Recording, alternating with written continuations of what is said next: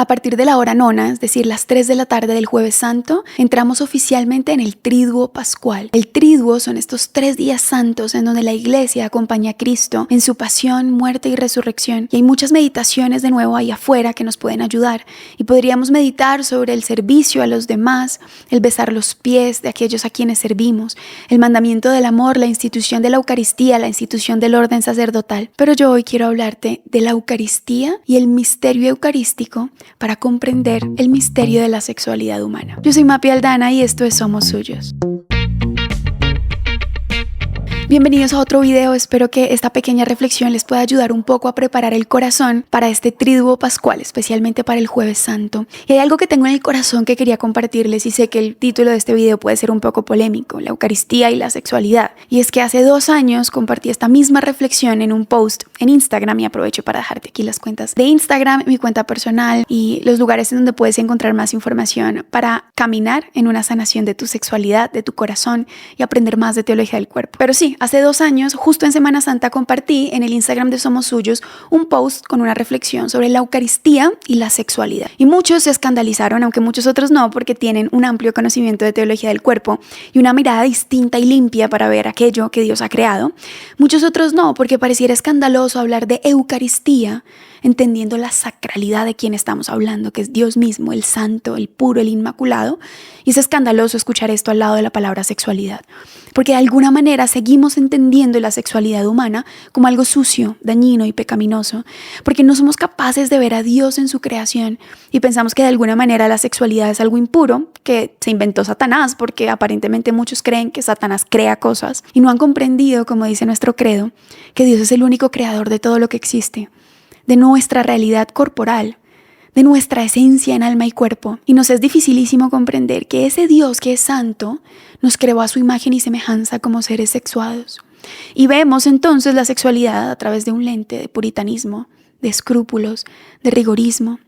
Y nos escandalizamos. ¿Cómo puede hablar de Eucaristía y de sexualidad al mismo tiempo? Porque pensamos que hablar de Eucaristía y de sexualidad es decir que Dios es un signo de la sexualidad o que Dios es sexuado, y no es lo que queremos decir. Lo que San Juan Pablo II tan hermosa y profundamente nos enseñó en sus catequesis de la teología del cuerpo es todo lo contrario. No es Dios signo de la sexualidad, sino que es la sexualidad un signo de quien Dios mismo es y de nuestra propia naturaleza, de nuestra identidad como hijos amadísimos del Padre. No podemos decir que creemos que fuimos creados a su imagen y semejanza y luego escandalizarnos de pensar que Él puso algo de su santidad en el plan que tiene para nuestra sexualidad, y que es justamente la vivencia de nuestra sexualidad la que debería ser un signo de la santidad de Dios, debería ser un reflejo de la gloria de Dios, no solamente en nosotros, en nuestro cuerpo y nuestros deseos, sino un signo de gloria de Dios para el mundo. Ese era el plan que tenía para nosotros al crearnos sexuados. Y hoy, Jueves Santo, para mí es uno de los días más importantes para que tú y yo meditemos y reflexionemos sobre el don de nuestra sexualidad, justamente a la luz de la Eucaristía. Entonces, ¿qué pasó en esta gloriosa noche, en esa última cena? El Señor cumple todos los preceptos de la ley de Moisés y celebra la Pascua con sus discípulos. Pero después de cenar tiene un discurso bastante profundo con ellos. El pan de vida les va a hablar de aquello que está próximo a acontecer. Y para mí esta es una fórmula espectacular y me quisiera detener un poco acá. Lo que el Señor dice, lo hace. Hace poco hablaba con alguien que me decía, no te fijes tanto en lo que yo te digo, fíjate en lo que yo hago. Porque realmente lo que yo te digo son mentiras, pero lo que yo hago, eso sí refleja lo que yo siento por dentro. Y no podía dejar de pensar en el cortocircuito que tenía esta persona en su corazón. Porque aquel que es la verdad, aquel que es el amor, nunca separó lo que decía de lo que hacía. Era precisamente eso lo que lo movía a decir aquellas palabras que hoy son la fórmula sagrada de la consagración eucarística, porque esas mismas palabras que dijo el Señor en la última cena son las que el sacerdote dice tal cual, textualmente, en la consagración del pan y del vino. Nada de lo que Jesús dijo lo dijo por decirlo, o por relleno, o por decorar la situación, o por hacerlo sentir bien, o por tener una despedida bonita con sus discípulos. El Señor lo dijo y lo hizo. Y aquello que dijo, lo dijo porque sabría que lo iba a llevar a cabo. Y aquello que sabía que iba a llegar a cabo, lo tenía que formular en palabras, porque la palabra importa. La palabra importa. Y de la misma manera, aquello que nosotros decimos cuando hablamos del amor, importa o debería importar para nosotros. El Señor entonces les da este gran mandamiento del amor.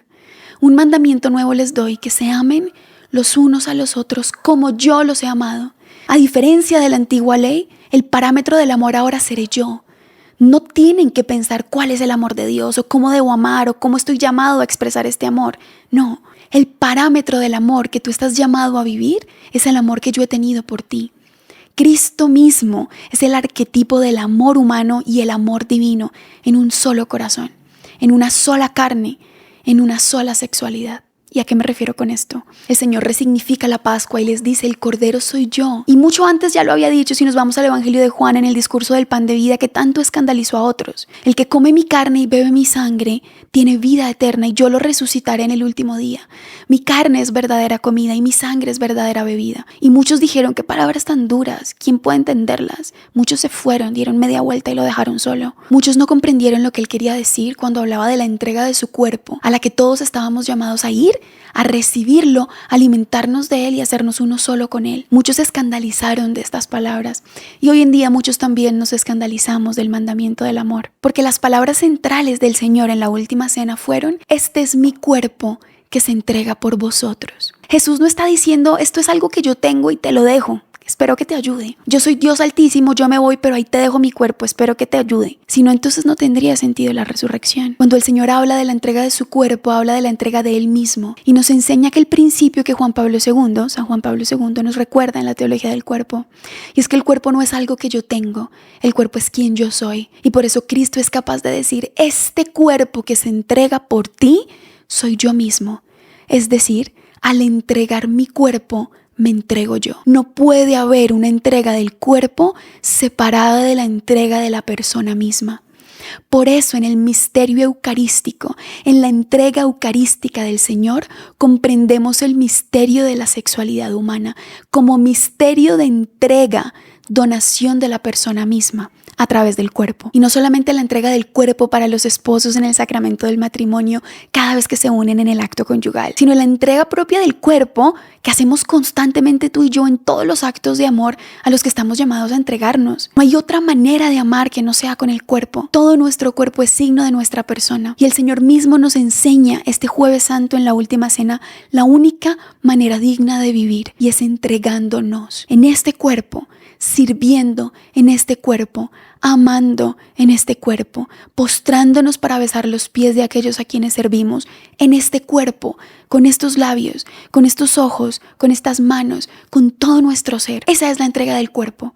Y ese es el propósito mismo de la sexualidad humana, que en cada una de las relaciones humanas que el Señor nos ha llamado a construir, relaciones de amistad, relaciones fraternas, relaciones filiales, relaciones esponsales, y nos llama a la vocación matrimonial, hay una entrega propia del cuerpo que implica a la persona. El Señor dice: este es mi cuerpo que se entrega por ti. Y ahí está la consecuencia de la entrega del cuerpo. Él no dice: como tenían hambre, espero que la entrega de mi cuerpo les llene la barriga, porque en el fondo alimentar el cuerpo no era el propósito. De la misma manera, ese principio eucarístico nos ayuda a entender el misterio de la sexualidad. La entrega concreta de la sexualidad corporal en el placer sexual no tiene como fin el placer mismo. No es la entrega del cuerpo para obtener un placer a cambio. Es que hay un propósito superior. Es que hay un propósito trascendente. La entrega de la persona que busca la plena comunión. Este es mi cuerpo que te quiere alimentar, que quiere unirse contigo de tal manera que ya no seamos dos, sino una sola carne, un solo corazón. Por eso el Señor se hace alimento, porque aquello de lo que tú te alimentas no es simplemente algo que yo tengo adentro, se vuelve parte de mí. Ese es el principio mismo de los alimentos. Cuando tú te comes un pedazo de carne o una manzana, ese pedazo de alimento se vuelve parte de ti, se une con tu cuerpo. De la misma manera el Señor se hace alimento no para saciar el hambre material, sino para saciar el hambre espiritual de nuestra alma, para saciar el anhelo más profundo de nuestro corazón, que es ¿cuál? La plena comunión con la Trinidad. Eso a lo que estamos llamados en la vida eterna, a ser uno con Dios Trino. Ese es el anticipo que la Eucaristía nos permite vivir ya, aquí y ahora. Es un anticipo de eternidad, el poder entrar en comunión con la Trinidad a través de la segunda persona de la Santísima Trinidad, a través del cuerpo de Cristo. Y yo no sé si ustedes pueden entender la profundidad de esto. Y es que podemos vivir ya desde ahora un anticipo de eternidad de lo que fue pensado para nosotros como hijos de Dios.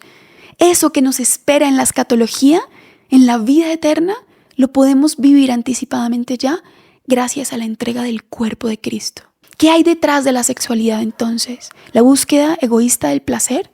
¿La satisfacción de un deleite pasajero? ¿O de pronto la unión afectiva con alguien que ya no nos hace sentir solos? Todo lo contrario. Serán bienes o añadiduras porque el Señor también pensó el placer y también pensó el gozo para los esposos. Pero el fin propio de esta unión es la comunión de personas. Yo me entrego a ti en cuerpo y alma porque anhelo no solamente tu bien eterno, sino el entregarme a ti, el donarme a ti y poder ser una comunión contigo. Y por eso nos dirá la Escritura, ya no son dos, sino una sola carne. Hay un propósito de comunión y de fecundidad. Nuestro amor está llamado a dar vida, a ser fecundo, así como la Eucaristía es la que trae vida a nuestra alma. Aquel que come mi carne y bebe mi sangre tendrá vida eterna. La entrega del cuerpo de Cristo da vida eterna y nos lleva a la comunión con la Trinidad. De la misma manera, la entrega del cuerpo en la sexualidad humana nos lleva a dar vida. Y si Dios quiere, para los esposos será una vida concreta, humana, otra persona. Pero además de dar vida de muchas otras formas, biológica, espiritual, emocionalmente, une a los esposos en una comunión total de alma y cuerpo. Y ya no serán dos, sino uno solo. Y ese es el misterio de la sexualidad que podemos comprender gracias al misterio eucarístico, porque fue lo que Cristo, al dejarnos este nuevo mandamiento del amor, nos enseña. Y aquí quiero retomar lo que dije al principio. El Señor les dice, este es mi mandamiento nuevo, que se amen los unos a los otros como yo los he amado. Y luego les muestra cómo los ha amado, cómo los está amando y cómo los seguirá amando. Les dice, esta es mi manera de amar, este es mi cuerpo. Yo me entrego por ti, para dar vida en ti, para que entres en la comunión de la Trinidad a través de mí, a través de consumir mi cuerpo, de hacerte uno conmigo. Por eso la Eucaristía es ese misterio sagrado en el que nos hacemos uno con el Señor. Y aquí hago un paréntesis corto, pero ojalá que tú y yo nos repensemos la manera como comulgamos. ¿Qué tan preparados estamos? Porque claro, para poder comulgar hay que estar en gracia de Dios, es decir, confesados. Pero es que además, para poder recibir los frutos que su comunión, que la comunión con Él trae a nosotros, no solamente debemos estar en gracia, eso es lo mínimo, estar confesados. Y ojalá que tú y yo tengamos la oportunidad de hacerlo antes o durante este triduo pascual. Pero qué importante es saber que la disposición interior es una de las cosas más importantes. La conciencia de saber qué es lo que está ocurriendo en cada comunión. ¿Quién es el que se está entregando? ¿Y cómo me está llamando a abrirme al don del esposo? A hacerme esposa en ese momento. Que mi alma reciba la totalidad de quien Él es. Que quiera entrar en comunión plena con Él y dar vida. Comunión total y dar vida. Eso es lo que ocurre, el propósito de cada Eucaristía. Pero como lo decíamos antes, la sexualidad es un signo de quién Dios es. No es que Dios sea sexuado y nada de lo que estoy diciendo tiene que ver con la sexualidad en Dios, ¿no? Como si Dios de alguna manera fuera un signo de nuestra sexualidad. Es todo lo contrario. Y ya lo había dicho, es nuestra sexualidad la que es un signo de quién Dios es. Y esto que el Señor hace de explicarnos casi que con plastilina cómo ama, este es el mandamiento nuevo, que se amen como yo, es decir, que se entreguen como yo, que se donen como yo, lo dice y luego lo hace. Y eso es muy importante, porque todo lo que el amor humano es, está llamado a ser palabra que se encarna, palabra que da vida. No podemos andar por ahí, por el mundo, diciendo que somos amigos de tal persona y actuando de forma completamente contraria. No podemos decir que somos hijos de Dios y luego actuar de una manera contraria. No podemos decir que valoramos a alguien como persona cuando luego le negamos un trato digno como esa persona valiosa que es. No podemos decir que amamos a alguien mientras con nuestros actos obramos contrario al amor. No podemos decir que amamos a alguien cuando hacemos cosas contrarias a la ley de Dios, que es la ley del amor, porque Dios es el amor mismo.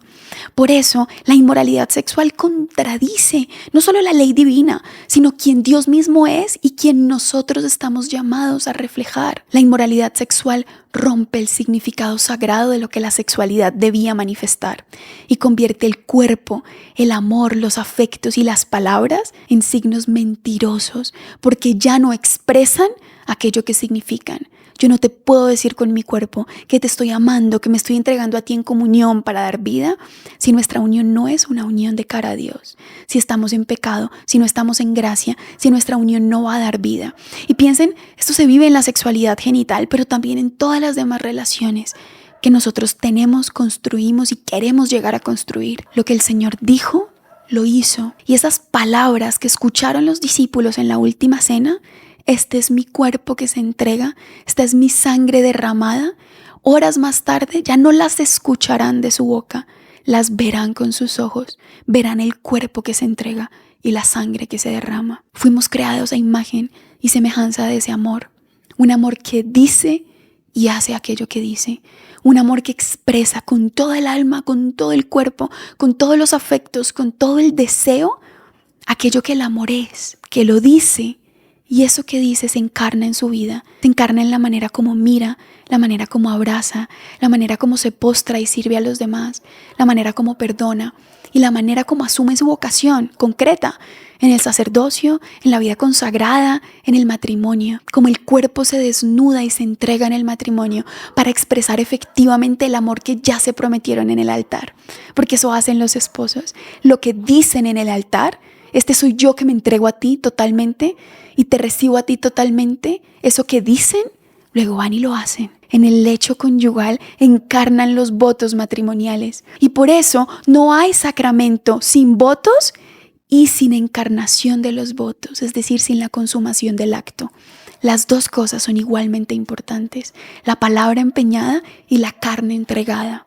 Eso hizo Cristo y eso nos enseña en la última cena. Me encantaría hacerles una reflexión sobre el orden sacerdotal, el ministerio sacerdotal, pero no sé si es algo que les llamaría la atención a los laicos que quisieran un poco escuchar esto y a los mismos sacerdotes. Entonces, si tú eres sacerdote y por alguna razón te gustaría escuchar de mí alguna reflexión sobre el sacerdocio, déjamelo en los comentarios y voy a sacar algunas cositas que creo que les pueden ayudar en mi corta experiencia acompañando a algunos amigos sacerdotes. Pero bueno, espero que en este Jueves Santo podamos no solamente sabernos llamados a un amor libre, total, fiel y fecundo en alma y cuerpo, sino que nos sepamos profundamente amados. Esta es la noche en que aquel que es el amor agoniza, sufre, se siente solo, abandonado, rechazado, en una angustia de muerte que lo lleva a sudar sangre, en un temor enorme a la voluntad del Padre que lo lleva a decir: Padre, aparta de mí este cáliz. Es la humanidad más concreta de Cristo que se une a la nuestra, para que tú y yo ya nunca más nos sintamos solos en nuestras soledades, ni abandonados cuando los demás nos abandonan, ni completamente rechazados cuando alguien nos ha rechazado, ni traicionados del todo cuando alguien nos ha traicionado, porque Él siempre está. En tus noches oscuras y en las mías, Cristo está ahí postrado en el Getsemaní, siendo compañía en tu abandono, eligiéndote mientras los demás te rechazan. Esta es la noche en que tú y yo deberíamos postrarnos y suplicarle al amor que nos permita sabernos amados, porque solo aquel que se ha dejado amar puede efectivamente amar. Solo aquel que se ha atrevido a recibir el don del cuerpo de Cristo puede hacer de su cuerpo un don y entregarse a los demás. Solo aquel que se permite experimentarse vulnerable, pequeñito, roto, necesitado, angustiado y temeroso, incluso al punto de decir: Padre, no quiero tu voluntad, tengo miedo de vivir lo que viene. Solo esa persona que se deja amar ahí podrá luego entrar con Cristo en el Calvario, podrá luego subirse a esa cruz con Él y decirle: acuérdate de mí cuando llegues a tu reino. Solamente cuando tú y yo nos dejamos amar, podremos llegar al culmen del amor en la cruz, a la que todos estamos llamados a atravesar, todos estamos llamados a vivir, pero no todos sabremos responder. Espero poder compartirles esa reflexión en el próximo video sobre el Viernes Santo y espero que de alguna manera esto haya enriquecido tu reflexión personal sobre el Jueves Santo, sobre la Eucaristía, sobre tu sexualidad tu vocación a amar y a ser amado. No se te olvide que recibiendo la Eucaristía como un don total de Dios, un misterio de comunión con la Trinidad, y queriendo responder a ese llamado a entregarte en tu sexualidad, en cuerpo y alma, somos suyos.